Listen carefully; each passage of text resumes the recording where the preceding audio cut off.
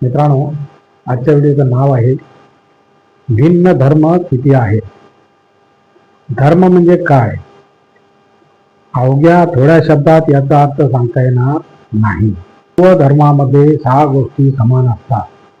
काय ते बघूया. माणसापेक्षा श्रेष्ठ अशी एक शक्ती आहे किंवा काही शक्ती आहेत यावर श्रद्धा.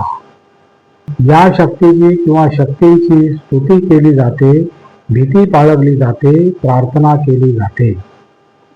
ज्या शक्तीची किंवा शक्तींची स्तुती केली जाते, भीती बाळगली जाते, प्रार्थना केली जाते,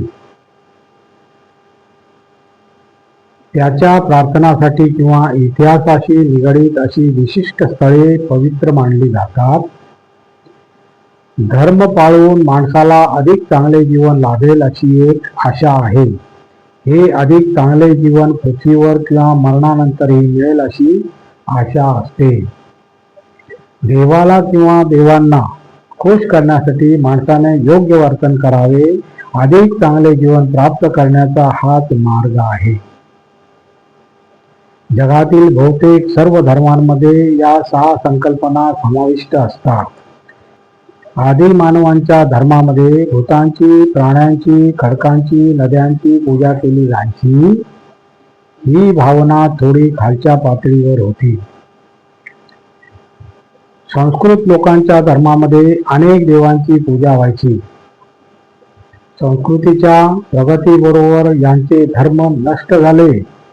उदाहरणार्थ इजिप्शियन संस्कृती, Babylonian, Syrian, Greek, Roman, Celtic, पण काही धर्म अजून जिवंत आहेत. हिंदू, बौद्ध, कन्फ्युशियन, झोरोस्ट्रियन, महम्मदी, यहुदी, ख्रिश्चन, हिंदू धर्माचे बहुतांश अनुयायी भारतात आहेत.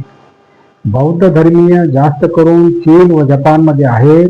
महम्मदी धर्मीय आशियात व आफ्रिकेत बहुसंख्येने आहेत. ख्रिश्चन धर्मीयांची संख्या सर्वात जास्त आहे असे म्हणतात. आता आणखीन एक टीप आहे मित्रांनो, बघूया. इच्छेनुसार कपाळावर ठराविक बोटाने लावावे गंध. काय ते बघूया. हिंदू धर्मात गंध लावणे अत्यंत शुभ आणि पवित्र मानले जाते. या धर्मात प्राचीन काळापासून गंध लावण्याची परंपरा चालत आली आहे. असे मानले जाते की व्यक्तीच्या शरीरात 7 प्रकारची ऊर्जा केंद्रे असतात, ज्यांना चक्रही म्हणतात. कपाळावर ज्या ठिकाणी गंध लावले जाते तिथे गुरुचक्र असते, ज्याला काही जण आज्ञाचक्रही म्हणतात. आज्ञाचक्राला बृहस्पती या देवाच्या गुरुचे केंद्र मानले गेले आहे. यांना आपण गंधाच्या माध्यमातून मान देत असतो, ज्यामुळे ते प्रसन्न होऊन मानसिक शांती व आशीर्वाद देत असतात. Very good. सनातन धर्मात गंध लावणे शुभ मानले गेले आहे. तसेच यश मिळण्यासाठी हळद, चंदन वा कुंकवाचा टिळा लावावा अशीही मान्यता आहे. जर आपण कोणत्याही नव्या कामासाठी जात असाल तर काळ्या हळदीचा टिळा लावून जावे. हा टिळा यश मिळण्यास मदत करील. Very good. जे जातक रोज चंदनाचा गंध लावतात त्यांचे घर धनधान्याने भरलेले राहते. जे जातक गंधावर तांदूळ लावतात, लक्ष्मी त्या जातकाकडे कायम आकर्षलेली राहत असते व नेहमी त्याच्यावर कृपा करीत असते. अरे वा. वेगवेगळ्या बोटांनी गंध लावण्याचे अर्थ बघूया काय ते.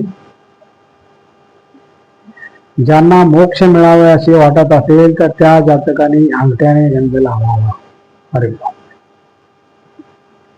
शत्रुनाशाची इच्छा बाळगणाऱ्या जातकांनी तर्जनीने गंध लावावे.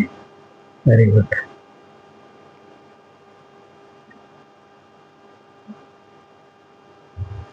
श्रीमंत होण्याची इच्छा बाळगणाऱ्या जातकांनी मध्यमेने गंध लावावे. आणि जीवनात सुखशांती मिळावी अशी इच्छा असणाऱ्या जातकांनी गंध लावण्यासाठी अनामिकेचा वापर करावा. अरे वा. आणि अशा प्रकारे मित्रांनो आजचा आपला व्हिडिओ संपलेला आहे.